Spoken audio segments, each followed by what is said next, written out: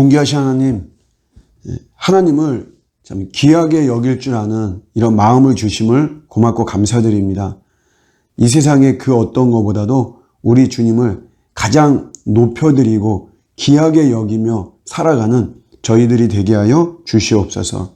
열방을 품고 세계를 품는 그런 광활한 기도가 우리에게 있게 하시고, 아울러서 하나님이 붙여주신 우리의 이웃들, 소자, 이런 자들을 위해서 더불어서 기도하는 저희들이 될 수 있도록 이끌어 주옵소서. 오늘도 주님을 사랑하고 신뢰합니다. 감사드리고 예수님의 이름으로 기도드립니다. 아멘. 오늘 주시는 말씀은 데살로니가전서 2장 13절입니다. 이러므로 우리가 하나님께 끊임없이 감사함은 너희가 우리에게 들은 바 하나님의 말씀을 받을 때에 사람의 말로 받지 아니하고 하나님의 말씀으로 받음이니 진실로 그러하도다. 이 말씀이 또한 너희 믿는 자 가운데에서 역사하느니라. 아멘. 데살로니가 교회는 바울이 개척을 한 다른 교회들, 에베소 교회나 고린도 교회, 여기에 비하면 바울의 터치가 상당히 약했던 교회입니다. 시간적으로도 에베소 교회는 바울이 3년 동안 전심을 기울였죠. 그에 비해 데살로니가 교회는 3주라고 하는 기간, 3주와 3년, 이건 터치의 강도가 굉장히 약할 수밖에 없죠. 그럼에도 데살로니가 교회는 상당히 견고했습니다. 비결 중 하나가 뭐냐면 13절 오늘 말씀인데, 끊임없이 감사한다 그랬죠. 그게 뭐냐면 말씀을 받을 때 사람의 말로 받지 않고 하나님의 말씀으로 받았다라고 하는 것이죠.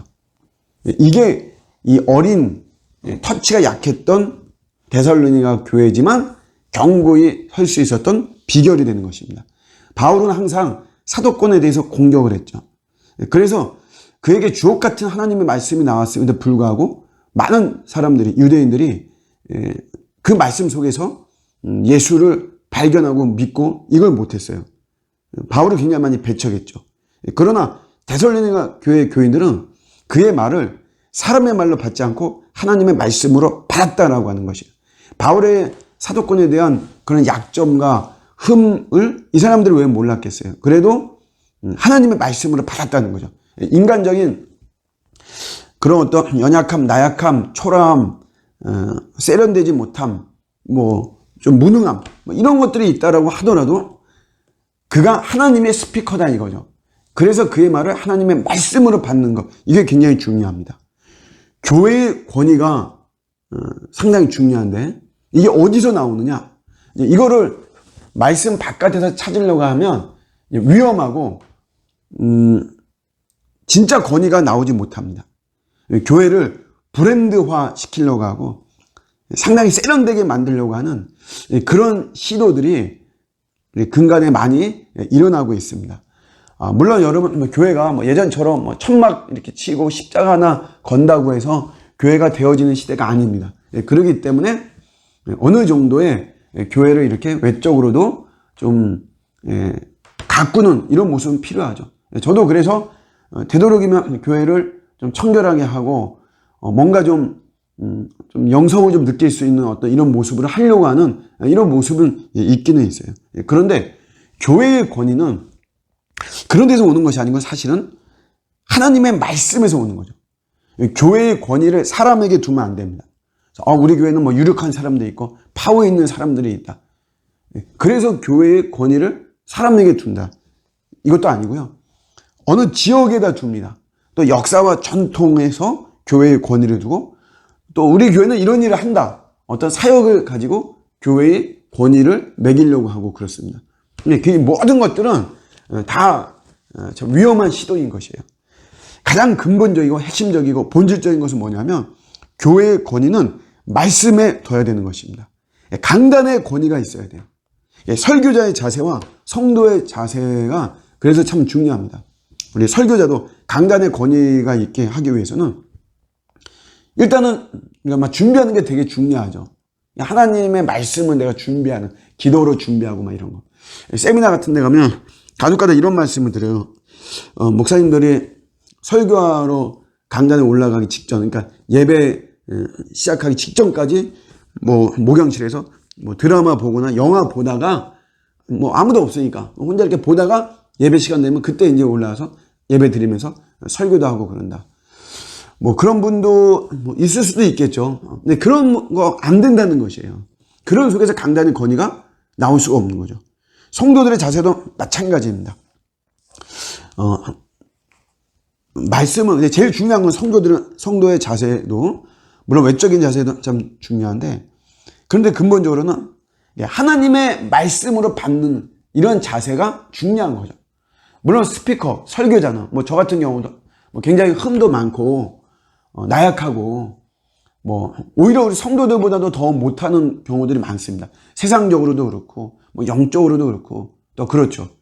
그러나 그래도 하나님이 세운 스피커다 라고 생각하고 나오는 말을 하나님의 말씀으로 받는 이런 자세, 이게 바로 강단의 권위가 나오는 것이죠. 내가 얼마나 그 의미와 가치와 소중함을 부여하느냐에 따라서 그 파워가 생기는 것이에요. 제가 아는 분은 중고차를 가지고 있는데 얼마나 애지중지하는지 모릅니다. 제3자들이 볼 때는 굉장히 많이 낡았고, 그거 그냥 가다가 길거리 가다가 고장나고 이렇게 해서 그냥 버려도 될 만한 그런 거지만, 당사자는 그 중고차, 그 낡은 차에 의미를 부여하고 가치를 부여하고 애정을 부여하고 사랑을 부여해서 거기 막 갈고 닦으니까 거기 그 차의 권위가 거기서 나오는 것이에요. 이럴 때 우리 하나님 말씀도 이런 거죠. 하나님 말씀도 사람의 말로 받지 않고 하나님의 말씀으로 받을 때 그때 말씀의 권위가 나오는 것이에요. 그럴 때 여러분, 오늘 말씀의 마지막에 나왔듯이 이 말씀이 믿는 자 가운데서 역사하는 거죠. 스토리가 나오는 것이에요.